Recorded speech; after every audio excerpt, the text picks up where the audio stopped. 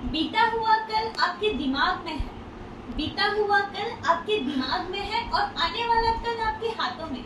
Hello guys, this is Bharti here. So today we are going to learn about two reactions. The first reaction is combination reaction and the second reaction is decomposition reaction.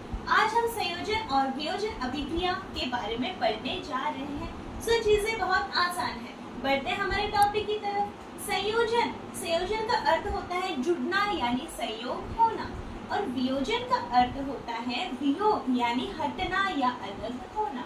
जैसे कि हमें पता है संयोजन का अर्थ होता है जुड़ना। अब देखिए स्टूडेंट्स, चीजें रटना नहीं है, चीजों को समझना है क्योंकि चीजें बहुत आसान है। बढ़ते हैं, देखिए दो या दो से अधिक पदार्थ संयोग होकर, दो या दो से अधिक पदार्थ आपस में संयोग होकर एकल उत्पाद का निर्माण करते हैं। यानी आप कह सकते हो कि दो या दो से अधिक अभिकर्मक आपस में मिलकर एक प्रोडक्ट या उत्पाद का निर्माण करते हैं। यही आपका संयोजन यानी कॉम्बिनेशन रिएक्शन कहलाता है। देखिए स्टूडेंट्स एग्जाम्पल, जैसे कि ये है calcium oxide CaO। Calcium oxide की रिएक्शन जब CO2 के साथ करवाई जाती है तो कैल्शियम कार्बोनेट का निर्माण होता है। अब देखिए ये पहला अभिकर्मक है, ये दूसरा अभिकर्मक है, और इसकी डेफिनेशन भी हमने यही पढ़ी है कि दो या दो से अधिक पदार्थ आपस में मिलकर या अभिकर्मक आपस में मिलकर एकल उत्पाद का निर्माण करते हैं। यही हमारा संयोजन अभिक्रिया है। अब देखिए नेक्स्ट, Mg मैग्नीशियम की अभिक्रिया जब ऑक्सीजन के साथ करवाई जाती है तो आपके पास बनता है MgO यानी मैग्नीशियम ऑक्साइड। अब देखिए स्टूडेंट्स, आपके एग्जाम में एक क्वेश्चन और पूछा जाता है, क्या होता है जब मैग्नीशियम रिबन को जलाया जाता है। जैसा कि हमें पता है कि मैग्नीशियम रिबन को हम ऑक्सीजन की उपस्थिति में ही जलाते हैं, क्योंकि कोई भी चीज जलेगी तो ऑक्सीजन की उपस्थिति में ही जलती है। अब देखिए ये रिएक्शन वही है, मैग्नीशियम रिबन को ऑक्सीजन की उपस्थिति में जलाने पर हमें MgO यानी मैग्नीशियम ऑक्साइड प्राप्त होता है। उम्मीद करती हूँ यहाँ तक क्लियर हो गया होगा। बढ़ते हैं नेक्स्ट, मैग्नीशियम की अभिक्रिया जब जल के साथ करवाई जाती है तो मैग्नीशियम हाइड्रोक्साइड MgOH का होल ट्वाइस हमें प्राप्त होता है।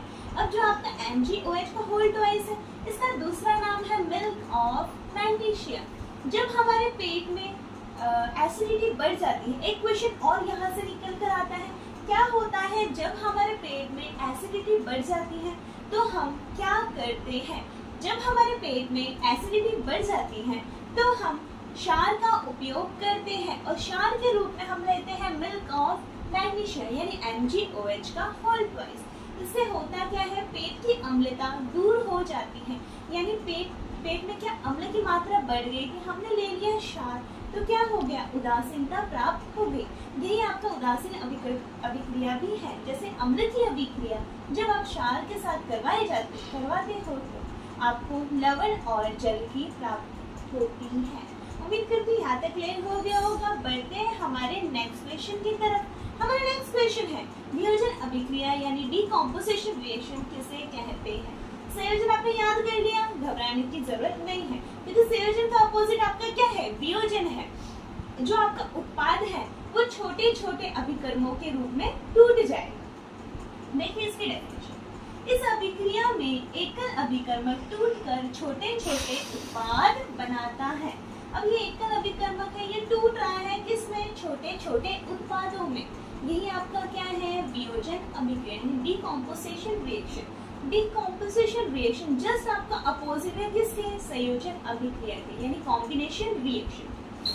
ठीक है, अब देखिए आपने ये याद कर लिया ना, तो आपको इसका उल्टा ही लिख देना है इसके एग्जांपल। जैसे CaCO3 कैल्शियम कार्बोनेट को तोड़ोगे तो आपके पास बनेगा कैल्शियम ऑक्साइड और CO2 गैस रिलीज हो जाएगी। नेक्स्ट देखिए MgO को जब तोड़ोगे तो आपको प्राप्त होगा Mg+O2 गैस। ठीक है, नेक्स्ट देखिए मिल्क ऑफ मैग्नीशियम MgOH का होल ट्वाइस कि जब आप टुकड़े करोगे तो आपको प्राप्त होगा Mg और H2O।